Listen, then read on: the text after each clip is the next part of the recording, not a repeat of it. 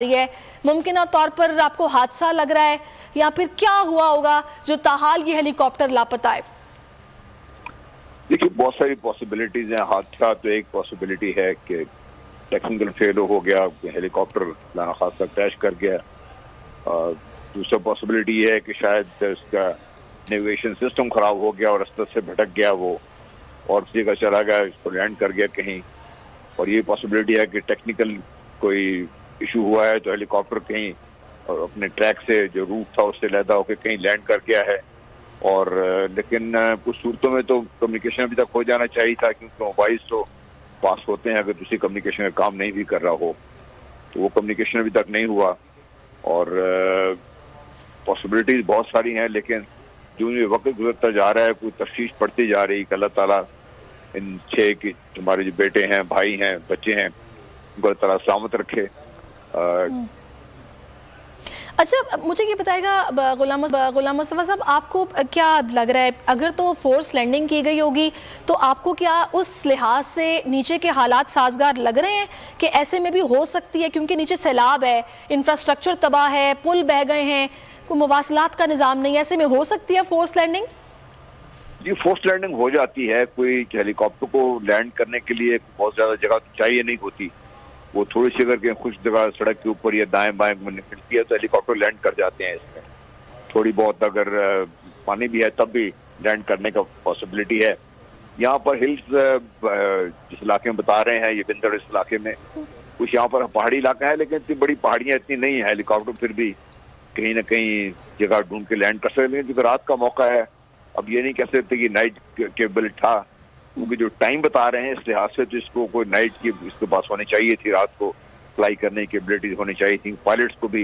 नहीं जनरल साहब 6:05 पे इसको फैसल बेस पहुंचना था, तब कुछ दिन का टाइम होता है। मुमकिन तौर पर जो ये हादसा पेश आया ये 5 से 6 के दरमियान पेश आया जब रोशनी भी होती है। जी नहीं, मैं कह रहा हूँ कि इस किस्म का में चूंकि कभी लेट होने का चांस भी होता है, तो पायलट्स और कोशिश होती है कि वो नाइट केपेबल हों पायलट्स वगैरह भी। लेकिन अव्वल तो कोशिश यही करते हैं कि जब इस किस्म के हेलीकॉप्टर को दिन को ही फ्लाई करें और दिन को ही अपनी डेस्टिनेशन में पहुंच जाएं। लेकिन जब इसमें लेट हो तो फिर चांस होता है कहीं डिले हो जाए, एक और मसला बन जाए, तो होते हैं। लेकिन बहरहाल देखिए जी, अल्लाह ताला रहम करे। बिल्कुल चीज ठीक नहीं लग रही। कुछ हादसे का कुछ ज्यादा जो तासुर ज्यादा भी जोर पकड़ता जा रहा है। एक हादसा हुआ है, शायद कहीं टेक्निकल फेलियर हुआ जिसकी वजह से हेलीकॉप्टर कहीं क्रैश कर गया है और वो क्रैश को ढूंढने में मुश्किल बन रही है।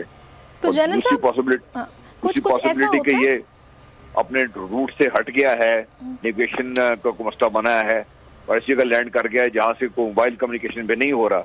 ये एक पॉसिबिलिटी है जो अभी देखिए सर्च टीम निकली हुई है और मुझे पूरी उम्मीद है कि हमारे नेवी के भी जो नाइट केबल हेलीकॉप्टर्स हैं वो भी, आर्मी के भी और जो ग्राउंड ट्रूप्स हैं वो भी, साथ पुलिस और लोकल एडमिनिस्ट्रेशन भी सर्च ऑपरेशन में तो लगी होगी जोर शोर से।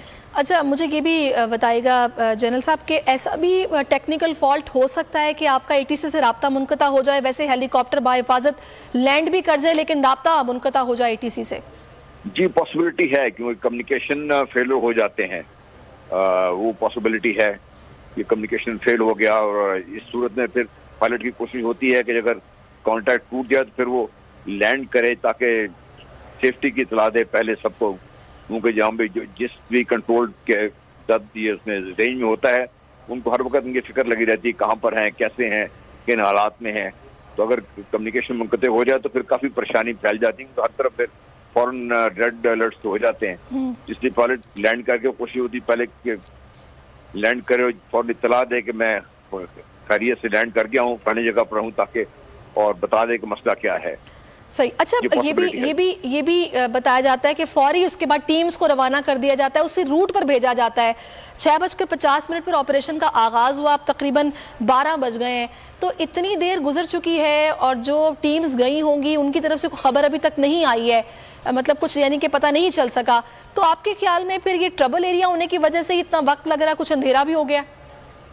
जी, ये पॉसिबिलिटी है। देखिए, अल्लाह ताला रहम करे, अगर आप रूट प्लान करें तो रूट के दाएं तरफ समुंदर बनता है और अगर खुदा न खास्ता ये नेविगेशन फेलियर हो गया है और रूट से हट गया है तो फिर कहीं समुद्र में खुदा न खास्ता वहाँ पे ढूंढना और मुश्किल बन जाता है। तो है, काफ़ी पॉसिबिलिटीज़ हैं। उम्मीद तो ये करनी चाहिए कि टेक्निकल फेलियर था, कहीं ऐसी जगह पे लैंड कर गया जहाँ से कम्युनिकेशन नहीं हो रही, और कोशिश कर रहे हैं कि मिल जाए, किसी तरीके से लोग मिल जाएं, शायद ये सुबह तक कोई तलाश मिल जाए हमें। दुआ करनी चाहिए। अल्लाह ताला बिल्कुल, हम हमारे दुआ बेटों गो को हैं सलामत रखे। जनरल रिटायर्ड गुलाम मुस्तफ़ा साहब। अच्छा, आपका कभी इंटरेक्शन हुआ लेफ्टिनेंट जनरल सरफराज से, कोर कमांडर हैं जो, क्योंकि हमने उन्हें ये देखा है बज़ाहिर बड़ा वो ज़बरदस्त उनकी प्रोफेशनल एक्सपर्टीज़, और जिस तरह वो इस सैलाब के सारी सूरत हाल में इन इलाकों का मुआयना करते रहे हैं, लोगों के बीच मौजूद रहे हैं, काबिल सताइश है उनकी खिदमात। आपका कभी उनसे इंटरेक्शन रहा है? जी, मैं देखिए, मुझे रिटायर हुए भी तकरीबन 18वां साल जारी है, और ये नौजवान अफसर होंगे जब मैं सर्विस में था, और कहीं इंटरेक्शन हुआ होगा, लेकिन जो इनकी कैरियर प्रोफाइल है या जो इनके बारे में बातचीत सुनी है, बहुत केबल और कॉम्पिटेंट ऑफिसर थे। कमांड स्टाफ कॉलेज भी रहे हैं, बड़े सिलेक्टेड लोग जाते हैं वहाँ पर। और उसके बाद 12 कोर की कमांड भी बड़ी एक चैलेंजिंग कमांड है, क्योंकि बलूचिस्तान का इलाका में बहुत से मसाइल दूसरे भी हैं, जिसकी वजह से बड़े मंझे हुए लोगों को वहाँ पे भेजा जाता है। और अभी तक जितना भी इनका काम था, अल्लाह के फजल से बहुत बेहतर काम कर रहे थे। इनके अंडर कमांड 12 कोर और बाकी ट्रुप्स भी बहुत तनदेही से अपने काम में मसरूफ थे, और खुद भी ये इसके बारे में कहा जाता है कि सोल्जर थे बिल्कुल, और कोई इनके बारे में कोई ऐसी बातचीत नहीं है जिसकी कोई ऐसी किस्म का कोई मनफी तासुर किसी जगह भी नहीं मिला जहाँ से बात हुई है। सबने इनकी तारीफ की है कि बहुत बैसियत इंसान भी, बैसियत सोल्जर भी, बहुत ही अच्छे ऑफिसर हैं ये हमारे। ये सही। चलिए, अब हम सभी दुआ कर रहे हैं कि अल्लाह करे कि कुछ ऐसा हुआ हो कि ये फोर्स लैंडिंग कर ली गई हो और ये राब्ता कुछ टेक्निकल फॉल्ट हुआ हो जो ATC से मुनक़ता हो गया है।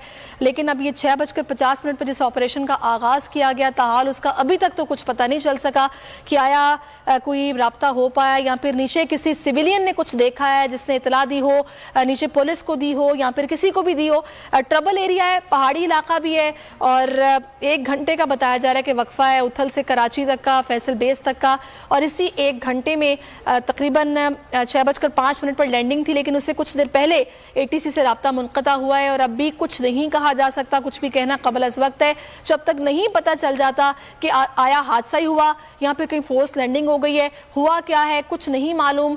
दुआ की जा सकती है कि अल्लाह ताला अपना रहम करे, अपना करम कर दे कि तमाम फौजी अफसरान बाहिफाजत हों, महफूज जगह पर लैंडिंग कर ली गई हो, और एक अच्छी खबर आए कि इनके प्यारे जो कि अभी बहुत परेशान हैं वो खुश हो जाएं, उनको एक अच्छी खबर मिल जाए कि ये जल्दी घर वापस लौट आएंगे, और ये किसी जगह पर फोर्स लैंडिंग करने के बाद बाहिफाजत मौजूद हैं। लेकिन ताहाल अभी ऑपरेशन का सिलसिला जो है वो जारी है। टीम्स कहा गया कि भिजवा दी गई हैं जो कि सारी सूरत हाल का मुआयना कर रही हैं, उसी रूट पर भिजवाई गई हैं जहाँ से इस हेलीकॉप्टर ने कराची आना था। कोयटा से इसने बताया जा रहा है कि परवाज़ भरी थी, और उथल बताया जा रहा जगह है जहाँ से इस हेलीकॉप्टर ने परवाज़ भरी, और इसमें लेफ्टिनेंट जनरल सरफराज समेत 6 अफसरान सवार थे, और ताहाल इस हेलीकॉप्टर का अभी तक कुछ नहीं पता चल सका। सिद्दीक साजिद क्या मेरे साथ मौजूद हैं आप? सिद्दीक साजिद से हम फिर से राब्ता करेंगे, उनसे